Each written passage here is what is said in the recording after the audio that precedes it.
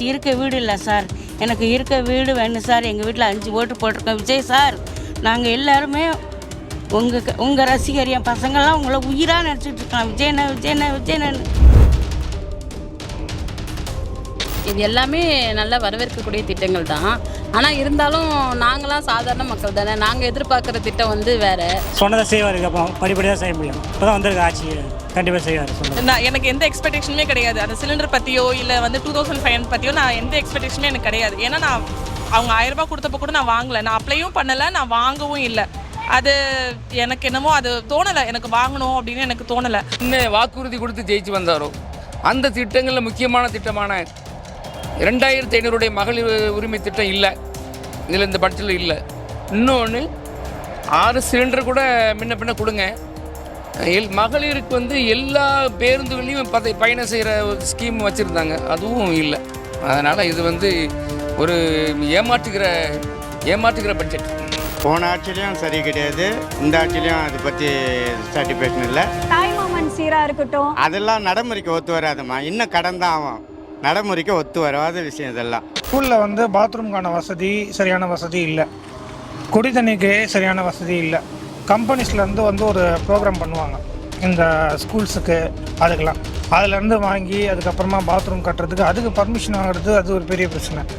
இதெல்லாம் நல்ல திட்டம் தான் மேடம். ஆனால் எங்களுக்கு வந்து சிலிண்டர் தரேன்னு சொன்னாங்க, அது ஃபஸ்ட்டில் கொடுத்தா ரொம்ப நன்றி விஜய் சாருக்கு.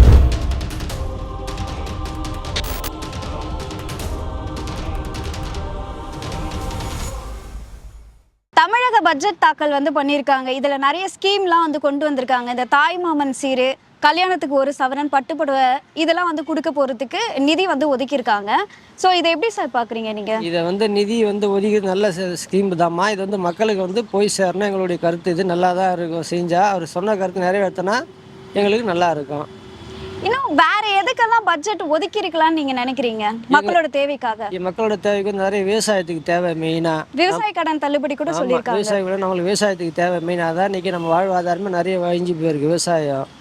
அதுக்கு ஒரு நிதி ஒதுக்கிறதா ரொம்ப நல்லா இருக்கும். தமிழக பட்ஜெட் வந்து ஒதுக்கியிருக்காங்க. அதுல நிறைய ஸ்கீம்லாம் கொண்டு வந்திருக்காங்க. இந்த தாய்மாமன் சீரு, அதுக்கப்புறம் கல்யாணத்துக்கு ஒரு சவரன் வந்து கொடுக்குறேன், பட்டுப்புடவெல்லாம் கொடுக்குறேன்னு சொல்லியிருந்தாங்களே, அதுக்கு நிதி, விவசாய கடன் தள்ளுபடி, ஸோ இதெல்லாம் வந்து பண்ணியிருக்காங்க. இந்த திட்டங்கள்லாம் நீங்கள் எப்படி பார்க்குறீங்க? இது எல்லாமே நல்லா வரவேற்கக்கூடிய திட்டங்கள் தான். ஆனால் இருந்தாலும் நாங்களாம் சாதாரண மக்கள் தானே, நாங்கள் எதிர்பார்க்குற திட்டம் வந்து வேறு. இப்போ சிலிண்டர் ஃப்ரீயாக தரேன்னு சொன்னாங்க, தந்திருக்கலாம். ஃப்ரீ பஸ் விட்றேன்னு சொன்னாங்க, அட்லீஸ்ட் ஃபுல்லாக உள்ளாலும் கொஞ்சம் சிட்டிக்குள்ளேயாவது விட்டுருக்கலாம். இது மாதிரி கொஞ்சம் சின்ன சின்ன விஷயம் பண்ணலாம். பார்க்கலாம், அவர் இப்போ தானே ஸ்டார்ட் பண்ணியிருக்காங்க, இதுக்கப்புறம் என்ன பண்ணுறாங்கன்னு பார்க்கலாம். வரவேற்கத்தக்க தான் எல்லாமே ஸ்கீம் வரவேற்க தான்.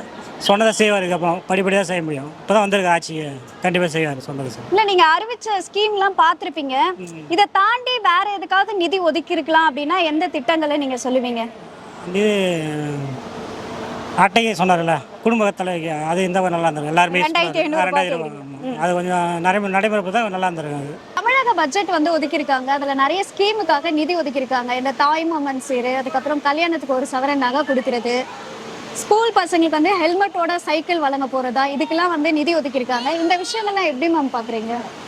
இதெல்லாம் ஆக்சுவலாக எனக்கு தெரிஞ்சு பர்ஃபெக்ட்லி கரெக்டுன்னு தான் சொல்லுவேன். ஏன்னா வந்து கோல்டு வந்து எப்போவுமே வந்து ஒரு அத்தியாவசியமான பொருளாக தான் நம்ம வந்து தமிழ்நாடுக்குள்ளே நம்ம வந்து பார்க்குறோம்.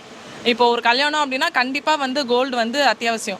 ஸோ அது வந்து ஒரு குழந்தை பிறக்கும் போதே அது ஒரு இனிஷியல் ஸ்டேஜ்லேருந்தே அது ஸ்டார்ட் ஆகுது, அந்த சேவிங் ஸ்டார்ட் ஆகுதுன்றது வந்து நல்ல விஷயம்தான். ஆக்சுவலாக என்னை பொறுத்த வரைக்கும் இது வந்து கரெக்டு தான் சொல்லுவேன் நான். பார்க்கலாம், இதுக்கப்புறம் ஃபியூச்சரில் பார்க்கலாம் எப்படி டெவலப் பண்ணுறாங்க அப்படின்னு சொல்லி. நிறைய பெண்கள் என்ன சொல்கிறாங்க அப்படின்னா 2500 ரூபாய் கொடுப்பாங்கன்னு எதிர்பார்த்தோம், அது மட்டும் இல்லாமல் இந்த சிலிண்டர் 6 சிலிண்டர் கொடுப்பாங்களாம் எதிர்பார்த்தோம், ஆனால் இதெல்லாம் அறிவிக்கவே இல்லை அப்படின்னு கேட்குறாங்களே, இதை பற்றி நீங்கள் என்ன நினைக்கிறீங்க? ஆக்சுவலாக எனக்கு எந்த எக்ஸ்பெக்டேஷனுமே கிடையாது. அந்த சிலிண்டர் பற்றியோ இல்லை வந்து 2500 பற்றியோ நான் எந்த எக்ஸ்பெக்டேஷனுமே எனக்கு கிடையாது. ஏன்னா நான் அவங்க 1000 ரூபாய் கொடுத்தப்போ கூட நான் வாங்கலை, நான் அப்ளையும் பண்ணலை, நான் வாங்கவும் இல்லை. அது எனக்கு என்னமோ அது தோணலை, எனக்கு வாங்கணும் அப்படின்னு எனக்கு தோணலை. மேபி அது அவங்களுக்கு என்ன சொல்கிற, தேவைப்படுறவங்களுக்கு, அது அத்தியாவசியமாக இருக்கிறவங்களுக்கு அது வந்து தேவைப்படுது. ஐ மீன் அவங்க வாங்கிக்கிறாங்க, எனக்கு அது அத்தியாவசியம் இல்லை அப்படின்ற மாதிரி எனக்கு தோணுச்சுனாலும் நான் வாங்கிக்கலாம், அவ்வளோதான். சார், இன்னைக்கு தமிழக பட்ஜெட் வந்து தாக்கல் பண்ணியிருக்காங்க. அதில் நிறைய ஸ்கீமுக்கான நிதிலாம் ஒதுக்கியிருக்காங்க. இந்த தாய்மாமன் சீராக இருக்கட்டும், கல்யாணத்துக்கு ஒரு பவுன் நகை கொடுக்கறது, அப்புறம் விவசாய கடன் தள்ளுபடிக்காக ஒரு நிதி ஒதுக்கியிருக்காங்க, கறவை மாடு வழங்கக்கூடிய திட்டத்தை வந்து அதுக்காக நிதி ஒதுக்கியிருக்காங்க. இதெல்லாம் எப்படி சார் பார்க்குறீங்க? என்னோட கருத்து வந்து புரட்சித் தலைவி அம்மா அவர்களுடைய திட்டங்களை மறுபடியும் ஸ்டிக்கர் ஒட்டி இந்த பட்ஜெட்டில் அறிவிச்சிருக்காங்க. பெருசாக ஒன்றும் பாராட்டுறதுக்கு தக்க அளவில் ஒரு பட்ஜெட் கிடையாது. மக்கள் இப்போதைக்கு மக்கள் தேவை. நீங்கள் ஓட்டு போட்டு இந்த முதலமைச்சர் எப்படி ஜெயிச்சு வந்தாரோ, எப்படி ஓட்டு போட்டு இந்த என்ன வாக்குறுதி கொடுத்து ஜெயிச்சு வந்தாரோ, அந்த திட்டங்களில் முக்கியமான திட்டமான 2500 மகளிர் உரிமை திட்டம் இல்லை, இதில் இந்த பட்ஜெட்டில் இல்லை. இன்னொன்று 6 சிலிண்டர் கூட முன்ன பின்ன கொடுங்க. மகளிருக்கு வந்து எல்லா பேருந்துகளையும் பயணம் செய்கிற ஒரு ஸ்கீம் வச்சுருந்தாங்க, அதுவும் இல்லை. அதனால் இது வந்து ஒரு ஏமாற்றுகிற பட்ஜெட். சார் ஆனா தாய்மாமன் சீர்லாம் கொடுத்துருக்காங்க. தாய்மாமன் சீர்லாம் யாருமே எதிர்பார்க்கல. தாய்மாமன் சீருன்னு சொல்லி அது ஒரு ஸ்கீமே இல்லை. அது ஒரு 1 கிராம் மோதிரம், அது கவர்மெண்ட் ஆஸ்பத்திரியில் பிறந்த குழந்தைகளுக்கு மட்டும். அது வந்து அதுலேயும் எனக்கு தெரிஞ்சது ஒரு ரொம்ப தரம் குறைஞ்ச தங்கத்தை அதில் யூஸ் பண்ணுறாங்கங்கிறது எனக்கு ஒரு காது வழியாக வந்த செய்தி. எனக்கு தெரிஞ்சு அது ஒன்றும் சாட்டிஸ்ஃபேக்ஷன் ஆகலம்மா. போன ஆட்சிலையும் சரி கிடையாது, இந்த ஆட்சிலையும் அதை பற்றி சாட்டிஸ்ஃபேக்ஷன் இல்லை. ஏடிஎம்கே நல்லா பண்ணிச்சுமா. சார் இதுல தான் நிறைய விஷயங்கள் வந்து பண்ணிருக்காங்களே, இந்த தாய்மாமன் சீரா இருக்கட்டும், அதெல்லாம் நடைமுறைக்கு ஒத்து வராதுமா. இன்னும் கடன் தான் ஆகும், நடைமுறைக்கு ஒத்து வராத விஷயம் இதெல்லாம். ஏடிஎம்கே டிஎம்கேவும் வேஸ்ட்டு தான், இப்போ நடக்கிற ஆட்சியும் வேஸ்ட்டு தான்மா. ஏடிஎம்கே தான் கரெக்டு. அம்மா காலத்தில் நல்லா இருந்தது. இதெல்லாம் நல்ல திட்டம் தான் மேடம். ஆனால் எங்களுக்கு வந்து சிலிண்டர் தரேன்னு சொன்னாங்க. அது ஃபஸ்ட்டில் கொடுத்தா ரொம்ப நன்றி விஜய் சாருக்கு. விஜய் சார் ஆட்சிக்கு வந்து எனக்கு ரொம்ப நன்றி. எங்கள் வீட்டில் 5 ஓட்டு அவருக்கு தான் போட்டோம். ஆனால் எங்கள் வீட்டுக்காரர் எனக்கு 19 வயசுல இறந்துட்டார். எனக்கு 2 பசங்க. என்னை வீட்டை விட்டு யாருமே என் குழந்தைகளை பார்க்கல. நான் வீட்டை விட்டு வந்து ஈரோட்டு இதில் இருக்கேன். ஈரோட்டில் வந்து சமையல் வேலை பார்த்து என் குழந்தைய காப்பாற்றினேன். இன்றைக்கி இருக்க வீடு இல்லை. ஏன்னா என் குழந்தைகள் பெரிய பசங்களை ஆகிட்டாங்க, வளர்த்து விட்டுட்டேன். என் பையனுக்கும் கல்யாணம் ஆகிடுச்சு. இருக்க வீடு இல்லை சார், எனக்கு இருக்க வீடு வேணும் சார். எங்கள் வீட்டில் 5 ஓட்டு போட்டிருக்கோம். விஜய் சார், நாங்கள் எல்லாருமே உங்கள் ரசிகர். என் பசங்கள்லாம் உங்களை உயிராக நினச்சிட்டு இருக்கான். விஜயண்ணன்னு. என்னென்ன சொந்த ஊர் திருநெல்வேலி, எனக்கு யாருமே இல்லைன்னு ஈரோட்டில் வந்து இருக்கிற 20 வருஷம் ஆகிட்டே குழந்தையில வச்சுக்கிட்டு. ஏன்னா நீங்கள் செய்த எல்லா திட்டமும் எங்களுக்கு பிடிச்சிருக்கு. என்ன இப்போ சிலிண்டர் கொடுத்தா பரவாயில்ல சார். அதே மாதிரி எனக்கும் இருக்க வீடு இல்லை சார். வீடு கொடுங்க சார். வீடு இல்லாமல் என்னமோ மாதிரி ஒரு நடுத்தரவில் நிற்க மாதிரி நிற்க சார். நீங்கள் இந்த ஒரு உதவியும் செய்யுங்க. இப்போதைக்கு ஈரோட்டு மாவட்டத்தில் தான் இருக்கிறேன். நான் உங்களுக்கு நன்றி கடன் பட்டிருக்கேன் சார். ரொம்ப நன்றி சார் விஜய் சார். பொதுவாக ஏடிஎம்கே டிஎம்கே பார்த்தீங்க அப்படின்னா மாணவர்களுக்கு எல்லாருக்கும் ஒரே மாதிரியான சைக்கிள் கொடுத்தாங்க. ஆனால் இந்த பட்ஜெட்டில் என்ன சொல்கிறாங்கன்னா, இந்த ஹெல்மெட் வச்சு வாட்டர் பாட்டில் வச்சு நான் நவீனமாக இருக்க சைக்கிள் வந்து கொடுக்கறதுக்காக ஒதுக்கியிருக்கேன். அந்த விஷயத்தெல்லாம் குறிப்பிட்டு அது நல்லா தானே இருக்கும். பேசிக்காக தேவை வந்து கல்வி. அது கவர்மெண்ட் ஸ்கூலில் எந்த அளவுக்கு இருக்குன்னு உங்களுக்கு நான் சொல்லி புரியணுன்ற அவசியம் இல்லை. ப்ரைவேட் ஸ்கூலில் கட்டி தான் கவர்மெண்ட் ஸ்கூல் டீச்சராக இருந்தாலும் சரி, கவர்மெண்ட் எம்ப்ளாயாக இருந்தாலும் சரி, அவங்க ஏன் ப்ரைவேட் ஸ்கூலில் படிக்க வைக்கிறாங்கன்னா, கவர்மெண்ட் ஸ்கூலில் அவங்களுக்கு அந்த அளவுக்கான எஜுகேஷன் கிடைக்கல. ஸோ அந்த வந்து மேம்படுத்துறதுக்கான வழியை பார்க்கணும். அந்த உள்கட்டமைப்பு வசதிக்காக நிதி ஒதுக்கியிருக்காங்க. அது உள்கட்டமைப்பு வசதிக்காக நிதி ஒதுக்கியிருக்காங்க. அது எவ்வளோ ஒதுக்கியிருக்காங்க, அது எந்த அளவுக்கு வரும்? ஆல்ரெடி ஒரு 4 ஸ்கூல் கிட்ட மூடி இருக்காங்க. அதாவது வந்து எதுவுமே இல்லை, ஒரு 10 பேர் தான் இருக்கிறாங்க ஒரு ஊரில். அவங்க தான் படிக்கணுன்னாலும் அவங்களுக்கு அங்கே ஸ்கூல் இருக்கணும்னு தான் காமராஜர் காலத்தில் இருந்து பிளான் பண்ணி வச்சு வந்தது தான். ஸோ அதனால் இந்த ஸ்கூலுக்கு நிதி ஒதுக்குறது எந்த அளவுக்கு அது ஒதுக்கியிருக்காங்க, அதில் இருக்கிற ஸ்கூலை மூடாமல் எந்த அளவுக்கு அதில் அட்மிஷன் ஏற்ற போகிறாங்க. லாஸ்ட் ஆட்சியில் வந்து பார்த்தீங்கன்னாக்கா மாடர்ன் ஸ்கூல்னு ஒரு இது ஒன்று கொண்டு வந்தாங்க. ரொம்ப நல்ல திட்டம் அது. அந்த மாதிரி மாடர்ன் ஸ்கூல் திட்டம், அதுக்கு தான் அந்த ஏஐ டெக்னாலஜி குழந்தைங்களுக்காக பயிற்சி அந்த மையங்கள்லாம் கூட ஓப்பன் பண்ண போகிறதுக்கு நிதியெலாம் ஒதுக்கியிருக்காங்க. அதான் அது ஒதுக்கி அதெல்லாம் பண்ணாங்கன்னா நல்லா தான் இருக்கும். ஆனால் அதை விட நமக்கு வந்து ஏஐ டெக்னாலஜி, அதை விட நமக்கு முக்கியமான விஷயம் என்னென்னா, ஒரு ப்ரைவேட் ஸ்கூலில் வந்து என்ன செட்டப் கிடைக்குதோ அது ஒரு கவர்மெண்ட் ஸ்கூல் குழந்தைக்கும் கிடைக்கணும். முக்கியமாக என்ன செட்டப்லாம் கொண்டு வரணும்னு நினைக்கிறீங்க சார் நீங்கள்? இப்போ வந்து நீங்கள் பார்த்தீங்கன்னா, எங்கள் அண்ணன் வந்து ஒரு ஸ்கூல் டீச்சர் தான். அவர் ஸ்கூலில் வந்து பாத்ரூம்க்கான வசதி சரியான வசதி இல்லை, குடி தண்ணிக்கு சரியான வசதி இல்லை. அதுக்கப்புறமா வந்து இந்த கம்பெனிஸ்லேருந்து வந்து ஒரு ப்ரோக்ராம் பண்ணுவாங்க இந்த ஸ்கூல்ஸுக்கு. அதுக்கெல்லாம் அதுலேருந்து வாங்கி அதுக்கப்புறமா பாத்ரூம் கட்டுறதுக்கு அதுக்கு பர்மிஷன் வாங்குறது அது ஒரு பெரிய பிரச்சனை. அதெல்லாம் வாங்கி அதுக்கப்புறமா அந்த தண்ணியை ரெடி பண்ணி ஸ்கூலுக்கு டாய்லெட் எல்லாம் ரெடி பண்ணி கொடுத்தாங்க. இப்போது இதெல்லாம் வந்து நம்ம போய் இன்னொருத்தர்கிட்ட கேட்டு செய்யணுன்றது இல்லை. நம்மளும் வரி கட்டுறோம், நம்ம கட்டலைனாலும் நம்ம இப்போ நான் இன்கம் டேக்ஸ் கட்டலைனாலும் நான் ஏதாவது ஒரு வகையில் நான் வரி கட்ட போகிறேன். அது ஒரு ஆட்டோ டிரைவராக இருந்தாலும் சரி, இல்லை வந்து ஒரு ரேப்பிடோ ஓட்டுறவங்க யாராக இருந்தாலும் சரி, ஒரு பொருள் ஒன்று வாங்கினாங்கன்னா அவங்க ஒரு வரி கட்டுறாங்க.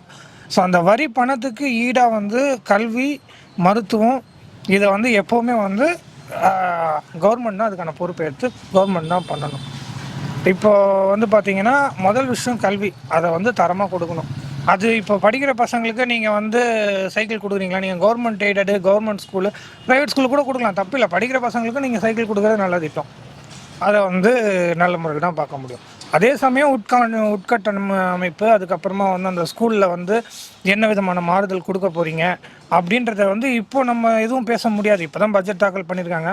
இதுக்கப்புறம் வந்து அந்த திட்டங்கள் எப்படி வேலை செய்யுதுன்றதெல்லாம் பார்த்துட்டு இந்த பாடத்திட்டம் மறுசீரமைப்புக்காகவும் நிதி ஒதுக்கியிருக்காங்க. இந்த பாடத்திட்டங்கள்லாம் மறுசீரமைக்கப்படக்கூடிய அவசியம் இருக்குன்னு நினைக்கிறீங்களா? இப்போ வந்து பார்த்தீங்கன்னா என்னை பொறுத்த வரைக்கும் கல்வின்றது கல்வி தான். இப்போ அவங்க சிபிஎஸ்சியில் நான்லாம் வந்து ஸ்டேட் போர்டில் கவர்மெண்ட் ஸ்கூலில் படித்து தான் வந்தேன். இப்போ நல்ல ஒரு கம்பெனியில் தான் இருக்கேன், நல்லா இங்கிலீஷ் பேசுவேன். ஸோ அது நாங்கள் இருந்த பீரியடில் அந்த கவர்மெண்ட் ஸ்கூலில் இருந்த அளவுக்கான குவாலிட்டி கூட இப்போ இல்லை. நான் ஒரு 25 வருஷத்துக்கு முன்னாடி படித்தேன் கவர்மெண்ட் ஸ்கூலில். இன்னொன்று வந்து சமூகத்தை வந்து சீர்திருத்தினா தான் வந்து கவர்மெண்ட் ஸ்கூல் சீர்திருத்தணும். ஏன்னா இப்போ கவர்மெண்ட் ஸ்கூலில் யார் படிக்கிறாங்கன்னு பார்த்தீங்கன்னா ரொம்ப ஏழ்மையான சூழ்நிலையில் இருக்கவங்க, வேறு எந்த ஸ்கூல்லேயும் வந்து இடம் கிடைக்காதவங்க, அதுக்கப்புறமா வந்து பார்த்திங்கன்னா எல்லாம் ப்ரைவேட் ஸ்கூலில் இருந்தோம், இது வந்து பாஸ் ஆகாது அப்படின்னு சொல்லி அமிச்ச பசங்கள்லாம் வேறு வழி இல்லாமல் தான் வந்து கவர்மெண்ட் ஸ்கூலில் படிக்கிறாங்க. ஸோ அந்த இடத்துல வந்து நீங்கள் இன்னும் கொஞ்சம் கஷ்டமான திட்டங்கள்லாம் கொண்டு வரது கஷ்டம்தான். அதான் ட்ரக் ஃப்ரீ அந்த திட்டம் கூட வந்து கொண்டு வந்திருக்காங்க, அதுக்கு ஒரு விழிப்புணர்வை ஏற்படுத்துறதுக்காக. ட்ரக்ஸ் ஃப்ரீக்கெல்லாம் வந்து விழிப்புணர்வுலாம் வந்து உங்களுக்கு தெரியாதா? பள்ளி மாணவர்களுக்கு இடையே அப்படின்னு சொல்லி குறிப்பிட்டிருக்காங்க. நான் படிக்கிற காலத்துல தான் இருக்குங்க. இப்போ இதுதான் கிடையாது, அதெல்லாம் அப்போத்துலேருந்தே இருக்குது. அது ரேலி ஓடிட்டு தான் இருப்பாங்க, அது ஏதாவது ஒரு விழிப்புணர்வு நடந்துட்டு தான் இருக்கும்.